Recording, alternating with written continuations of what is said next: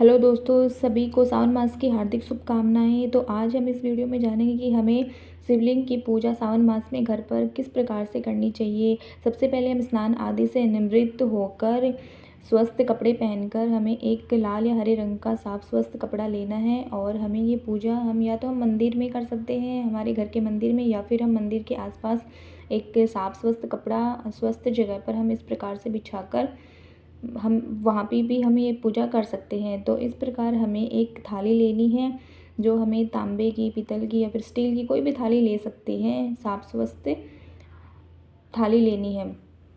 इस प्रकार फिर हम थाली के अंदर एक स्वास्तिक बना लेंगे, जो हमें चंदन या फिर कुमकुम से बना लेना है। इस प्रकार से फूलों और अक्षतों से हम स्वास्तिक का पूजन करेंगे। उसके बाद हम एक शिवलिंग लेंगे, जो हमारे पास जैसा भी मिट्टी का या फिर तांबे का, चांदी का, धातु का कोई भी शिवलिंग होता है, इस प्रकार हम एक शिवलिंग ले लेंगे। उसके बाद हम शिवलिंग को अभिषेक करवाएंगे। सबसे पहले हम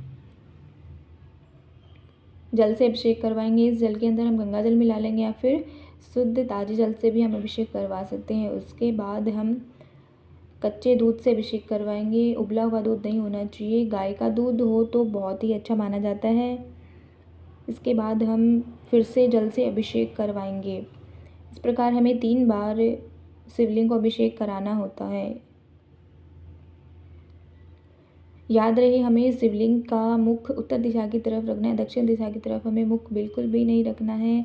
जलाधारी का मुख उत्तर दिशा की तरफ होना चाहिए। इस प्रकार हम 3 बार अभिषेक करवाने के बाद हम भोलेनाथ की सबसे प्रिय चीज़ें जैसे भस्म है, उसको हम अर्पित करेंगे, भगवान शिव को अर्पित करेंगे। उसके बाद हम चंदन से भगवान को तिलक करेंगे, त्रिनेत्र बनाएंगे चंदन से भगवान के। कुमकुम का तिलक नहीं लगाया जाता है, भगवान को चंदन का ही तिलक लगाया जाता है। इस प्रकार जलाधारी को भी हम तिलक लगाएंगे, हम खुद को भी चंदन और कुमकुम से तिलक लगाएंगे। उसके बाद हम पूजा शुरू करेंगे। इस प्रकार हम महादेव को, जलाधारी को, सबको तिलक लगा देंगे। उसके बाद हम महादेव के समक्ष दीपक प्रज्वलित करेंगे। दीपक हमें देसी घी का या फिर तिल के तेल का भी हम दीपक प्रज्वलित कर सकते हैं। उसके बाद हम धूप प्रज्वलित करेंगे। धूप और दीप हमें प्रज्वलित करनी है महादेव के समक्ष। इस प्रकार हम धूप और दीप प्रज्वलित कर देंगे भगवान के सामने।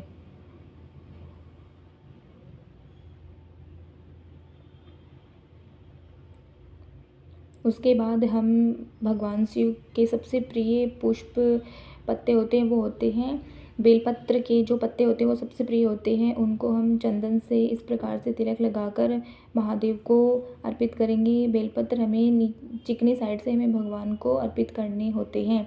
इस प्रकार जलाधारी की तरफ हमें जो 2 पत्ते होते हैं वो जलाधारी की तरफ करने हैं, और एक जो बड़ा पत्ता होता है वो हमें उसके पीछे की साइड करना होता है। इस प्रकार हम आक के धतूरे के पत्ते, आक के सफ़ेद पुष्प अर्पित करेंगे। भगवान की जो प्रिय चीज़ें होती हैं, जो भी सफ़ेद पुष्प होते हैं, पीले पुष्प होते हैं जो भगवान शिव को बहुत प्रिय होते हैं, लाल पुष्प होते हैं वो माता पार्वती को प्रिय होते हैं। इस प्रकार हम दुर्वा घास भी भगवान शिव को अर्पित करेंगे।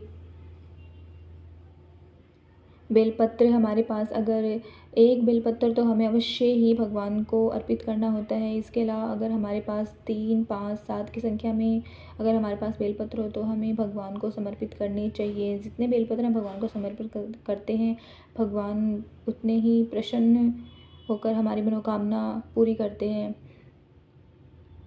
बेलपत्र हमें एक साथ लाकर घर पे रख देने हैं, क्योंकि बेलपत्र कभी भी बासी नहीं होते हैं, उनको हम यूज़ कर सकते हैं लंबे समय तक। इस प्रकार हम भगवान को वस्त्र रूपी हम कलावा अर्पित करेंगे। उसके बाद हमें भगवान को जनेऊ अर्पित करनी है। कच्चा सूत हो तो कच्चा सूत भी हम अर्पित कर सकते हैं। इत्र होता है तो हम इत्र भी हम भगवान को लगा सकते हैं। उसके बाद हमें ऋतुफल, जो भी हमारे पास ऋतुफल, हम ऋतुफल भगवान को समर्पित करेंगे, दक्षिणा समर्पित करेंगे। भगवान को अगर हम घर में कुछ बनाकर भगवान का भोग लगाएं तो बहुत ही अच्छा माना जाता है। अगर कुछ नहीं बना सकते हैं समय की कमी के अनुसार, तो हम भगवान को चीनी और घी से भी भगवान का हम भोग लगा सकते हैं। उसके बाद भोग लगाने के बाद हम भगवान को पूजा करेंगे, भगवान की आरती, महादेव की आरती, गणेश जी की आरती हम करेंगे। उसके बाद हम कथा सुनेंगे और हमारी मनोकामना की पूर्ति के लिए भगवान से प्रार्थना करेंगे, क्योंकि भगवान भोलेनाथ बहुत ही भोले भाले होते हैं। वो थोड़ी सी हमारी पूजा अर्चना से ही प्रसन्न हो जाते हैं और हमें जो भी हमारी इच्छा होती है वो हमारी पूरी करते हैं, मनोकामना को पूर्ण करते हैं। उसके बाद जैसे ही हमारा दीपक ठंडा हो जाए या फिर 1-2 घंटे के बाद हमें वो दक्षिणा उठा लेनी है। वो हमें किसी लड़की कन्या को, कुंवारी कन्या को हमें दे देनी है या फिर हमें मंदिर में दान कर देनी है। एक साथ जो भी फल होते हैं वो हमें प्रसाद के रूप में घर में सभी को ग्रहण कर लेने हैं या फिर हमें गाय को खिला देने हैं। उसके बाद हमें ये शिवलिंग को हमें वहाँ से उठा लेना है और जो भी ये पत्ते, पुष्प, फल जो भी होते हैं वो सब हमें एक साइड में रख लेने हैं और जो जल होता है वो हमें किसी गमले में डाल देना है। इस प्रकार से ये पूजा हमें करनी है। वीडियो कैसे